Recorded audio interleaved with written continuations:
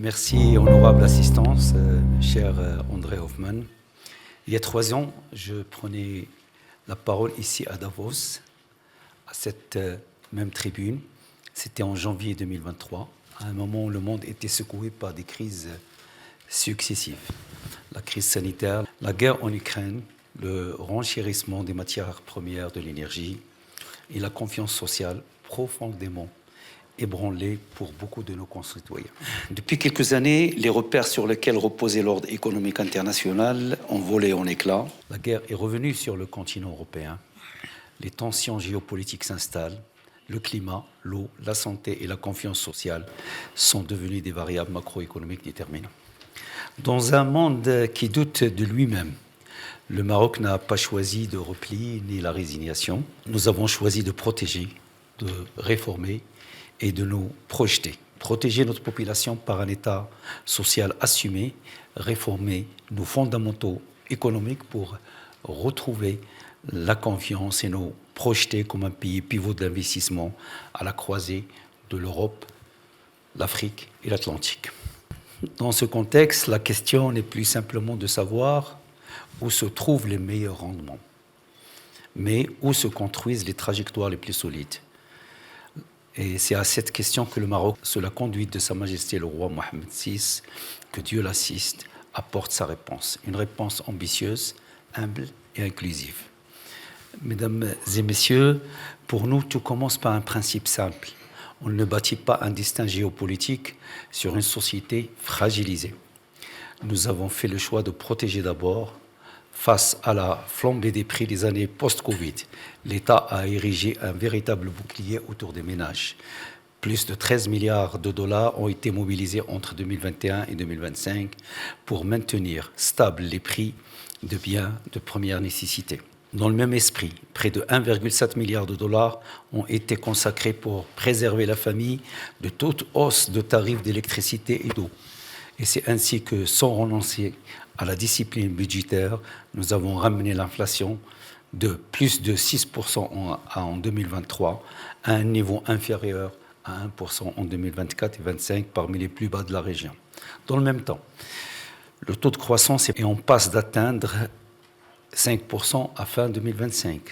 Le déficit passera de 7,1% en 2020 à peu près 3,5% en 2025 et l'endettement passera de 71,4% en 2022 à 67,4% en 2025. Pourquoi ces indicateurs sont-ils importants ? L'augmentation de la croissance économique, la baisse de l'inflation, la réduction du déficit, de l'endettement. Ils sont importants car ils montrent la résilience et la solidité de l'économie marocaine, et seule une économie solide et résiliente est en mesure de financer et pérenniser le premier grand chantier de ce gouvernement, le chantier royal d'État social. Sous les hautes orientations royales, et en quelques années seulement, le Maroc a généralisé l'assurance maladie obligatoire à l'échelle du pays. Plus de 32 millions de personnes, soit environ 88% de la population marocaine, bénéficient désormais d'une couverture médicale, contre 42% seulement avant le lancement de la réforme. Dans le même mouvement, le chantier de l'aide sociale directe s'est inscrit au cœur du nouveau contrat entre l'État et les ménages les plus défavorisés. Depuis décembre 2023, près de 4 millions de familles, soit 12 millions de personnes, perçoivent chaque mois une aide financière directe de la part de l'État, et nous accordons également une place importante au renforcement de notre système de santé et à l'amélioration de la qualité du système éducatif. Ainsi, le gouvernement, et sur instruction royale, consacre en 2026 une hausse historique de près de 20% au budget de la santé et de l'éducation pour atteindre environ 13 milliards d'euros. Cette hausse permet d'accélérer la mise en œuvre des réformes majeures de ces 2 secteurs pour moderniser et densifier leur infrastructure, mieux valoriser, y compris par la rémunération, l'engagement des personnels soignants et éducatifs, et mettre l'élève comme le patient au centre des réformes. Mesdames et messieurs, protéger sans transformer ferait une promesse inachevée. Au moment où nous consolidons l'État social, nous avons engagé une réforme profonde de nos fondements économiques. Cette trajectoire est reconnue par nos partenaires internationaux. Sur le terrain de la confiance et de l'intégrité financière, le Maroc est successivement sorti de la liste grise du GAFI ainsi que des listes européennes associées. Puis le Royaume a retrouvé la catégorie Investment Grade auprès des grandes agences de notation. Le Fonds monétaire international a renouvelé sa confiance pour une ligne de précaution de 4,5 milliards de dollars. Tout cela n'est autre que le résultat d'une discipline budgétaire assumée, des réformes fiscales pluriannuelles et d'une gouvernance plus exigeante de la dépense publique et d'un effort constant de transparence. Parallèlement, à travers la mise en place de la charte d'investissement permettant de soutenir de toute taille, qu'ils soient nationaux ou étrangers, nous avons enclenché une accélération de l'investissement productif. En 2025, les investissements et les recettes brutes d'IDE ont atteint un record historique de plus de 5 milliards de dollars. Nous avons choisi, sous l'impulsion de Sa Majesté le Roi, de mener simultanément des réformes économiques et sociales, convaincus qu'il n'y a pas d'un côté le temps social et de l'autre le temps des marchés. S'il y a un seul temps, il n'y a qu'un seul temps, celui où un pays prouve qu'il peut tenir sa parole envers ses citoyens comme envers ses partenaires. À la croisée de l'Europe, de l'Atlantique et de l'Afrique, le Maroc s'est progressivement imposé comme un nœud logistique majeur. Tanger Med est devenu un des premiers ports conteneurs du monde.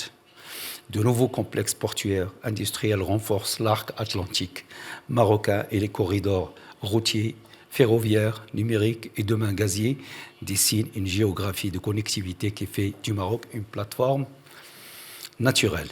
Mais notre ambition dépasse la logistique. Le Maroc a fait le choix d'être un acteur de décarbonation. À fin 2025, plus de 46% de nos capacités installées d'énergie électrique est d'origine renouvelable. Il arrivera à 52% en 2030. Et également, nous avons engagé des programmes d'envergure mondiale, l'éolienne, le solaire et désormais l'hydrogène vert. Mesdames et messieurs, toutefois, aucun investisseur de long terme ne s'arrête aux infrastructures, aux mégawatts. Il s'interroge sur la lisibilité politique du territoire où il investit.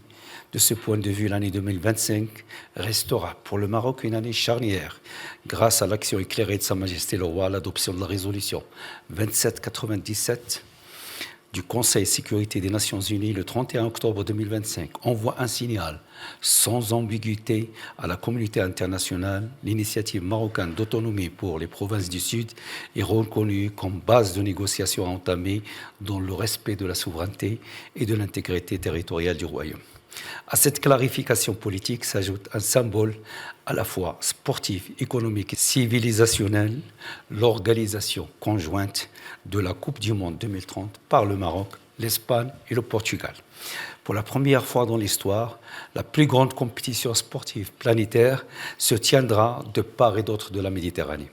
Loin d'être une fin en soi, la Coupe du Monde est un jalon dans une stratégie de transformation. Derrière des stades, il y a des infrastructures de transport, des réseaux numériques, des investissements dans l'hôtellerie, la culture, le tourisme durable, la sécurité et la formation des jeunes. Je vous remercie.